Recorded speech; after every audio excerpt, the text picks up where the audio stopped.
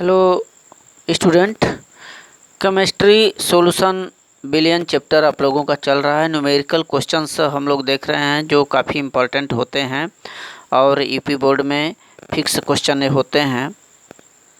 तो आइए पार्ट 6 का नेक्स्ट क्वेश्चन चेक करें। देखें student, it is question number 2.5। देखिए, ग्लूकोज का एक जली विलयन 10% W/W है। विलयन की मोललता तथा विलयन में प्रत्येक घटक का मोल अंश क्या है यदि विलयन का घनत्व 1.2 ग्राम पर ml हो तो विलयन की मोलरता क्या होगी। तो यहाँ पर आप लोगों को पूछ रहा है पहला मोललता, ठीक है, और दूसरा मोल प्रभाज यानी मोल अंश पूछ रहा है, और तीसरा मोलरता पूछ रहा है, ठीक है। और ग्लूकोज है, ग्लूकोज को वाटर यानी जल में मिलाया गया है 10%। ग्लूकोज को W/W यानी विलेय और विलायक का ये अलग अलग भार दिया है, ठीक है। तो 10% का मतलब कि विलेय की मात्रा 10 है और प्रतिशत यानी 100, टोटल बिलियन की मात्रा 100 ग्राम है। 100 में विलायक की मात्रा 90 ग्राम होगी। 10% का मतलब ये है, ठीक है। तो घनत्व भी दे रखा है। अब मोललता पहले ज्ञात करेंगे। लुक शीट,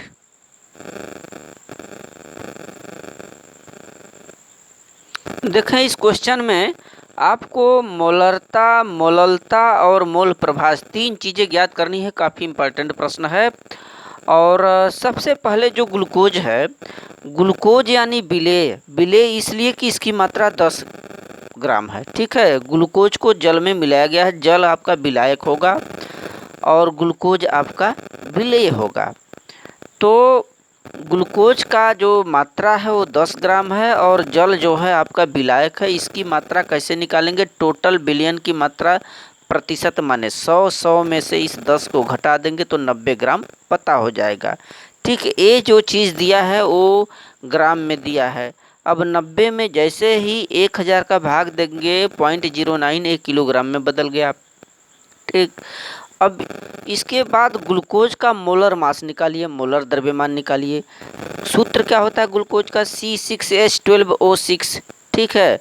कार्बन का परमाणु भार होता है 12, 12 × 6 = 72। हाइड्रोजन का 1 × 12 करिए, ऑक्सीजन का 16 होता है, 16 × 6 करिए, टोटल आ गया योग करने पर 180। ये मोलर मास किसका निकला है? ग्लूकोज का, ठीक। इसके बाद मोललता का फार्मूला रखिए। मोललता बराबर विलेय के मोलों की संख्या बटे विलायक का भार किलोग्राम में। विलेय के मोलों की संख्या n का वैल्यू क्या होता है? n का मान W/m। W क्या है? विलेय का भार बटे m क्या है? मोलर मास, विलेय का मोलर मास। तो यहाँ से फार्मूला रखा गया मोललता बराबर W/m यानी 10 बटे टोटल 180 निकला है। जो ग्लूकोज है, ग्लूकोज का मोलर मास कितना निकला? विलेय का 180। तो 180 गुणित्ते विलायक का भार क्या होता है किलोग्राम में? 0.09 जो अभी निकाले हैं। तो ये सिंपल सा फार्मूला है, मोलों की संख्या बटे विलायक का भार। ये मोलों की संख्या 10/180 ये नीचे आ जाएगा और गुणा हो जाएगा 0.09 में। इसको कैलकुलेट करेंगे तो 0.617 m स्मॉल m होता है मोललता का संकेत। तो ये इसकी मोललता निकल आई। इसके बाद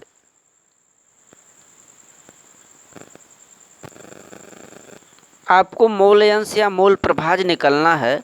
तो मोल अंश बराबर विलेय के मोलों की संख्या बटे विलेय प्लस विलायक के मोलों की संख्या, ये फार्मूला है। तो यहाँ पर आपसे प्रश्न बोल रहा था कि प्रत्येक घटक का मोल अंश क्या होगा। प्रत्येक घटक का मतलब ग्लूकोज का भी निकालना पड़ेगा आपका मोल अंश और जल का भी मोल अंश निकालना पड़ेगा, ठीक है। घटक का मतलब यही है दोनों का। तो विलेय यानी ग्लूकोज के मोलों की संख्या W/m यानी 10/180 मोलर मास हो जाता है। काटेंगे तो 1/18 आया। और जल के मोलों की संख्या क्या होती है? n बराबर W/m, ठीक। जल का जो यानी विलायक का भार जो है वो 90 ग्राम निकाले हैं बटे जल का जो मोलर मास होगा टोटल अणुभार H2O 2 × 1 + 16 करेंगे तो 18 आएगा, ठीक। तो जल के मोलों की संख्या निकल गया 5 और ग्लूकोज के मोलों की संख्या 1/18। तो ऐसे सवालों में पहले आप n की वैल्यू निकाल लेंगे, विलेय के लिए और विलायक के लिए दोनों का मोलेंस निकाल लीजिए, मोलों की संख्या निकाल लीजिए। इसके बाद आपको ग्लूकोज के मोलेंस निकालना है, फिर जल का मोलेंस निकालना है। तो ग्लूकोज का मोलेंस निकालने के लिए क्या होगा, देखिए ग्लूकोज का मोलेंस बराबर विलेय के मोलों की संख्या बटे विलेय प्लस विलायक के मोलों की संख्या। जिस चीज़ को का मोलेंस निकालते हैं उसको हम सबसे ऊपर लिखते हैं। तो 1/18 हो जाएगा। ग्लूकोज का निकाले हैं 1/18, अब बटे ग्लूकोज प्लस वाटर 1/18 प्लस 5 दोनों को योग करेंगे, ठीक है। ये नीचे की राशि पलटेगी, गुणा करेंगे, यहाँ पर 1/91 आएगा, इसमें भाग देंगे तो 0.01 आया। ये किसका निकला है, ग्लूकोज के मोलेंस। इसी प्रकार से जल का मोलेंस निकालिए, विलायक जो है। तो जल का मोलेंस बराबर जल के मोलों की संख्या बटे जल प्लस ग्लूकोज के मोलों की संख्या, ठीक। तो जल के मोलों की संख्या निकाले हैं 5, अब बटे जल के मोलों की संख्या प्लस ग्लूकोज के मोलों की संख्या, दोनों को योग कर दें। इसको कैलकुलेट करने के बाद 0.98 ये निकल आया जल के मोलों की संख्या, और ये है आपका ग्लूकोज के मोलों की मोलेंस।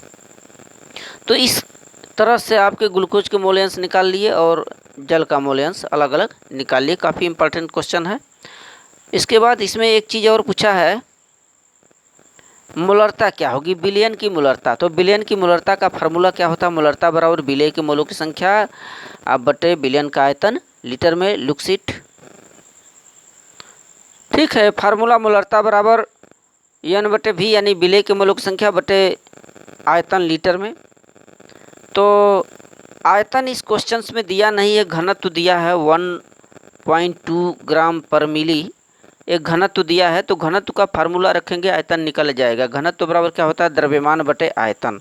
द्रव्यमान मालूम है आप लोगों को, टोटल बिलियन प्रतिशत माने 100 ग्राम है, और भी आयतन है, तिरिये गुणा करेंगे तो ये आयतन की वैल्यू निकल आई 83.33 ml, ठीक। अब आयतन को मिलीलीटर में होता है, इसको लीटर में बदलने के लिए 1000 का भाग दे दीजिए, चूँकि 1 लीटर में 1000 ml होता है, तो 0.0833 लीटर निकल आया, करेक्ट। तो आपका आयतन भी मालूम हो गया।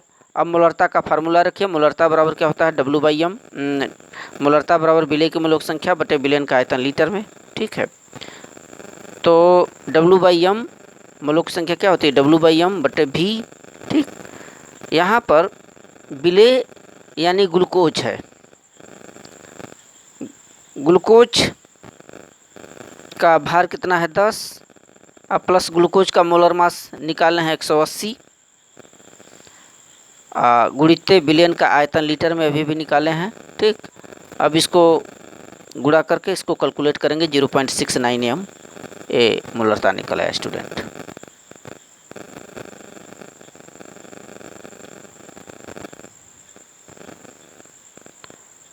And after this you look next question.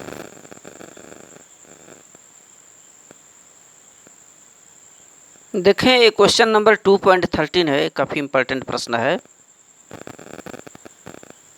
Looks it, देखें 6.56 इंटू 10⁻³ ग्राम एथेन युक्त एक संतृप्त विलयन में एथेन का आंशिक दाब 1 बार है। देखिए दाब का मात्रक जो पैमाना होता है बार में भी नापते हैं, 1 बार है। यदि विलयन में 5.00 इंटू 10⁻² ग्राम एथेन हो तो गैस का आंशिक दाब क्या होगा। तो यहाँ पर आपको दिया गया है एथेन का जो मोल अंश है 6.56 गुणित 10⁻³ ग्राम, यानी एथेन की मात्रा हो गई, और इसका आंशिक दाब 1 बार हो गया, और विलयन का जो टोटल मात्रा है 5 गुणित 10⁻² ग्राम एथेन हो तो गैस का आंशिक दाब क्या होगा। तो लुक्स इट क्वेश्चन,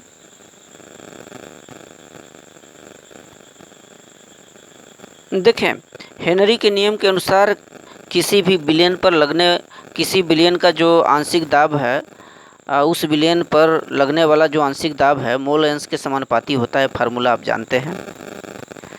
तो P जो आंशिक दाब होगा प्रोपोर्शनल टू द x क्या है, मोल अंश का मान है।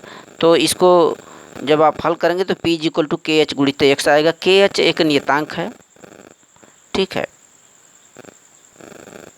KH हेनरी स्थिरांक है। और यहाँ से अलग अलग आप मान रखिए। देखिए यहाँ पर दिया है 6.56 गुणित 10⁻³ ग्राम एथेन युक्त एक संतृप्त विलयन में एथेन का आंशिक दाब 1 बार लिखा है। इस प्रश्न के अनुसार पहले सर्वप्रथम एथेन का आंशिक दाब 1 बार है, ठीक। और यदि विलयन में इतना एथेन हो तो उसका आंशिक दाब यानी P2 की वैल्यू पूछ रहा है, P1 और P2। P1 का मान 1 बार है, P2 की मान पूछ रहा है। तो इस फार्मूले में सिंपल सा ये है कि मान रखें P इक्वल टू KH गुणित x, P की वैल्यू 1 बार दिया है शुरू में, बराबर KH गुणित 6.56 गुणित 10⁻³ ये क्या है, मोल अंश या इसकी मात्रा समझें। ये समीकरण नंबर 1 हो जाएगा।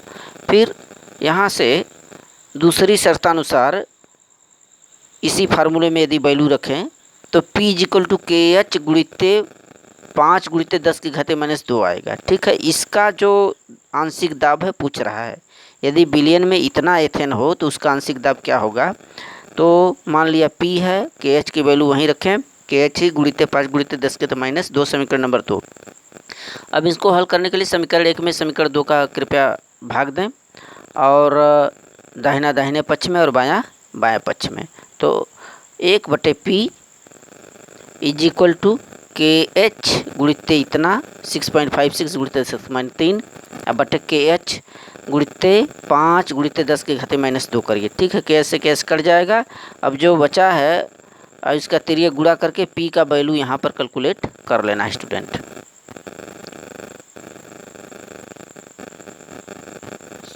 7.62 बार आएगा।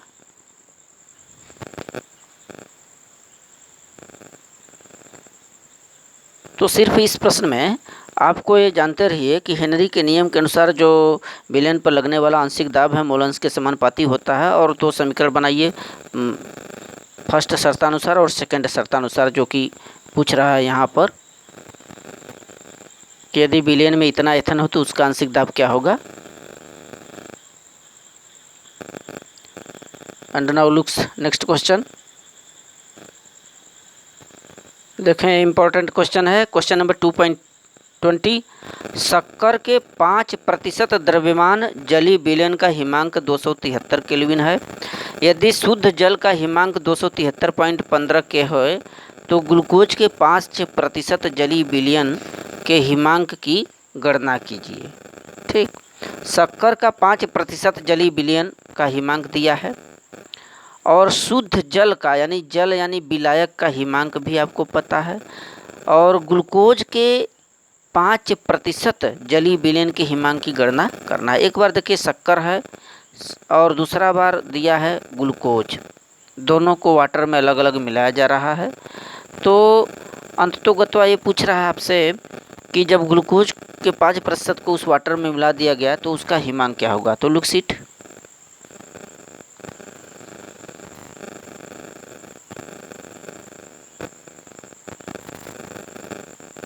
तो यहाँ पर शक्कर का जो फार्मूला होता है C12H22O11। मोलर मास हम लोग निकालेंगे शक्कर का भी ग्लूकोज का भी, और इसमें फिर परमाणु भार रख करके टोटल मोलर मास निकाल लेंगे 342। इसी प्रकार से ग्लूकोज का जो सूत्र होता है आपका C6H12O6, और 12 छक्का 72 प्लस 12 प्लस 16 छक्का 96, टोटल आएगा 180 ग्लूकोज का मोलर मास। ये दोनों निकालना पड़ेगा। और इसके बाद फिर एक बार शक्कर के लिए यूज करें फार्मूला, इसके बाद ग्लूकोज के लिए यूज करें। देखिए हिमांक, यहाँ पर प्रश्न आया है हिमांक 273.15 ये जल का है, और यहाँ पर दिया है यदि 5% जलीय विलयन, शक्कर वाले 5% जलीय विलयन का हिमांक 273 केल्विन है, और शुद्ध जल का इतना है, तो ग्लूकोज के 5% जलीय विलयन का हिमांक की गणना करें।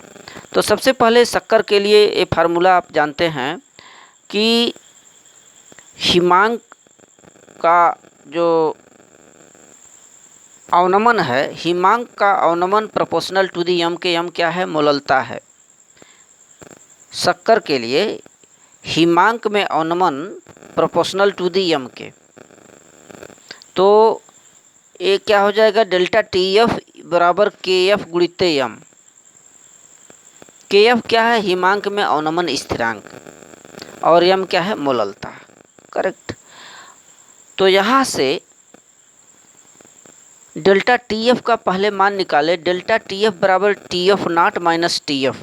टी एफ नाट क्या है, शुद्ध विलायक का हिमांक है, और टी एफ क्या है, विलेय का हिमांक है। तो डेल्टा टी एफ बराबर टी एफ नाट यानी शुद्ध विलायक यानी जल का हिमांक आपको दे रखा है 273.15, ये जल का हिमांक है। और आपका विलेय का हिमांक यानी शक्कर का हिमांक यहाँ पर दिया है, जब उस जल में मिलाया जा रहा है तो शक्कर का हिमांक कितना है, 273 केल्विन। ठीक, तो मान रख कर के डेल्टा टी एफ की वैल्यू हम निकाल लेते हैं। अब डेल्टा टी एफ बराबर के एफ गुणित यम, ये फार्मूला है, ये फार्मूला याद रखिएगा, काफ़ी इम्पोर्टेंट है। हिमांक में अवनमन बराबर के एफ गुणित यम के। अब डेल्टा टी एफ की वैल्यू 2.15 निकाल लिया। के एफ गुणित यम क्या है, मोललता है। मोललता बराबर विलेय की मोलों संख्या बटे विलायक का भार किलोग्राम में। तो एन बराबर क्या होता है, डब्ल्यू बाई यम। ठीक, यहाँ पर शक्कर का जो द्रव्यमान है वो 5 दे रखा है, देखिए 5 है, तो यहाँ पर 5 रखिए, बटे टोटल शक्कर का मोलर मास कितना निकाले हैं, 342, तो यहाँ 342 रखिए, गुणित विलायक का भार 0.095। ठीक है, ये 0.095 है, कहाँ से निकला, चूँकि देखिए शक्कर के 5% द्रव्यमान ये बोल रहा है, तो 5% द्रव्यमान का मतलब कि इसमें वाटर कितना होगा, 100 में से आप 5 घटाइए, 95 निकला। 95 में जब 1000 का भाग देंगे तो ग्राम से किलोग्राम में बदल जाएगा, 0.095 केजी में बदल जाएगा, 0.095। तो वही चीज़ यहाँ पर निकाला गया है, विलायक का भार 0.095। ठीक, अब इसमें मान रखिए 2.15 गुणित 342 गुणित 0.095 बराबर के एफ गुणित 5, यहाँ पर क्या किया गया है, तिर्यक गुणा। ठीक है, तो के एफ की वैल्यू निकाल लेंगे। के एफ हिमांक में अवनमन स्थिरांक है, इसकी वैल्यू निकल गया आपका। और इसके बाद ग्लूकोज के लिए यही फार्मूला अप्लाई करेंगे, डेल्टा टी एफ बराबर के एफ गुणित यम के।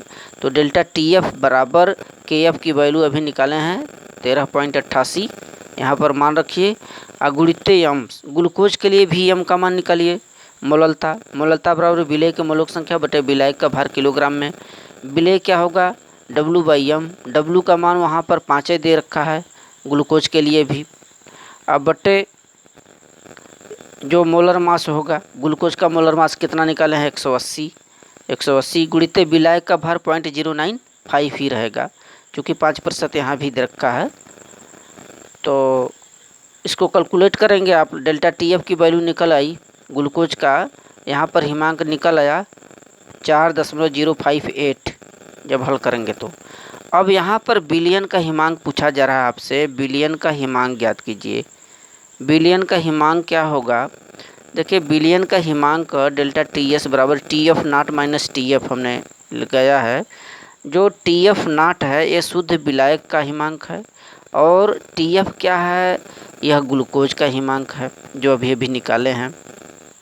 तो शुद्ध जल का जो हिमांक है यहाँ पर दे रखा है आपका 273.15 के, तो उसमें से बस घटा देना है ये ग्लूकोज का हिमांक, तो पूरे बिलियन का हिमांक निकल गया 269.092 kelvin. So solve this question.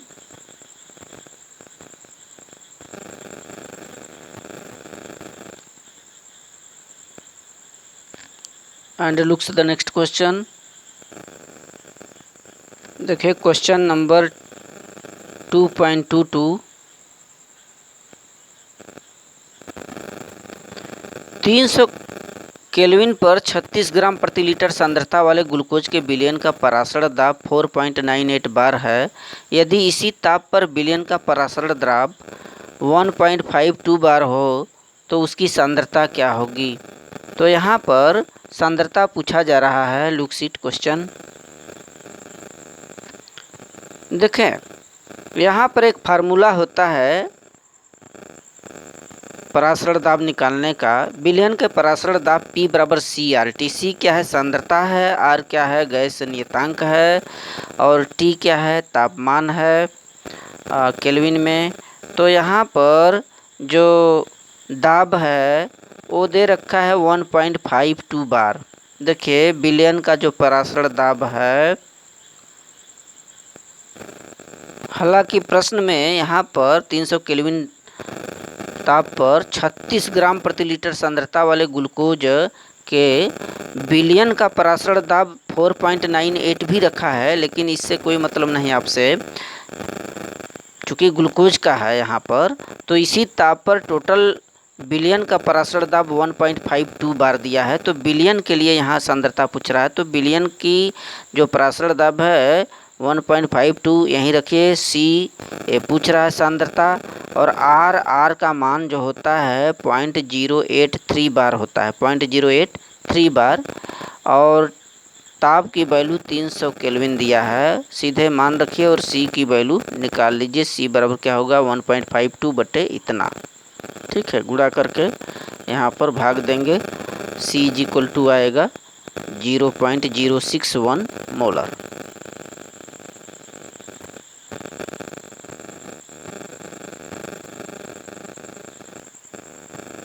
So student, thank you.